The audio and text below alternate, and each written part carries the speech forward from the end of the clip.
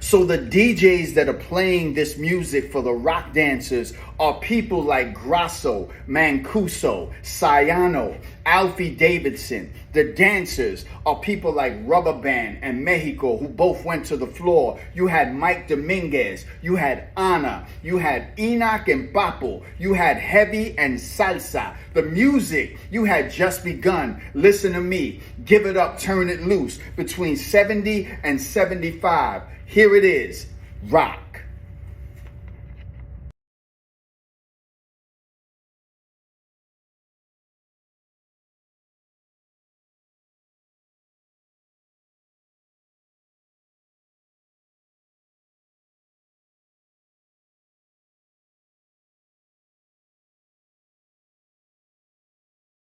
'70s were like La Jardine, The Sanctuary, the Loft. The Loft was pretty much one of the first nightclubs in New York City. The dance floor would get so crowded that you were shoulder to shoulder with everyone else. Music at the Loft was dance music. Anything from James Brown to Temptations.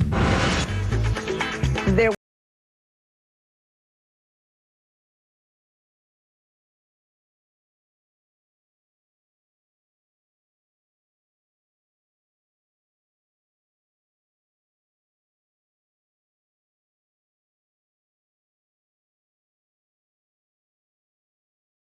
Alex Rosner, too, was struck by the Loft's vividly unifying atmosphere. It was probably about 60% black and 70% gay. When I first went to his club and saw the excitement and energy there, it was very inspirational to me. At that point, I thought discos were a wonderful idea. There was a mix of sexual orientation. There was a mix of races, mix of economic groups. A real mix, where the common denominator was music. I remember ripping off my shirt and dancing. I loved the music. It was the real stuff. It was terrific.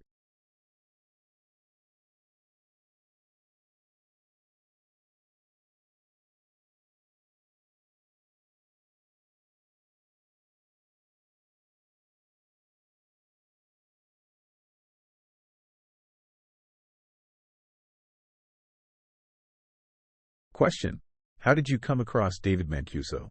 Steve D'Acquisto. David met me at, I guess it was at Tamberlane or Tambourine. He introduced himself to me and gave me one of his cards and said, "I have parties. I love your club. Why don't you come down one night?" I went there on my own one night and I walked into a whole other world. I walked into a world of unbelievable sound, tremendous beauty, just special as can be. There was nothing like the Loft. The Loft was a small little place, but it was just unbelievable. The appearance of it, it had this mirrored ball when we didn't have them. The whole lighting thing was much more theater than the clubs were. The clubs were a whole lot of blinking and flashing. Question: that's what Terry Noel told me. Steve D'Acquisto. Well, Terry was really the very first of all of them.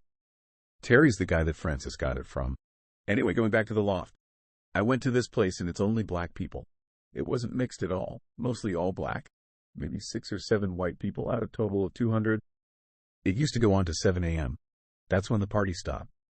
The law in New York was bars could stay open till 4 a.m. every night except Saturday, when they had to close at 3 a.m. So at 3 a.m. we'd rush down to the Loft. Ultimately, from there I took Nicky Ciano and a bunch of other people. If the Loft became famous, it's because of the people I brought there. The way he operated the place was always the same. You had to have an invitation or be invited by a guest. But then people started wanting cards. So he expanded into the next Loft.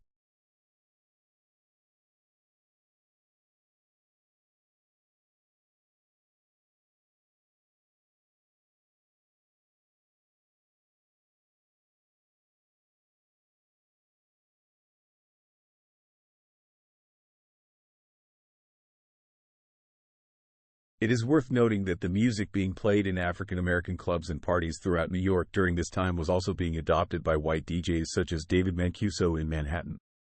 The underground events he threw for a largely African American gay audience in his downtown Loft garnered a strong following, and were soon followed by other DJs who modeled their selections after him. This eventually gave way to what would become known as disco, short for discotheque, which is itself named after the modern manifestation of the juke continuum. Lawrence, 2003. As described in a feature story in New York Magazine at the time, the regeneration of the New York discotheque began in the early 70s, when Midtown dance halls like the Jungle and the Headdress began to draw black people and their music away from increasingly expensive Harlem Live entertainment. Thus, the historic practices cultivated in African American dance spaces in New York branched out to form another major musical movement at around the same time that hip-hop was coalescing in the Bronx.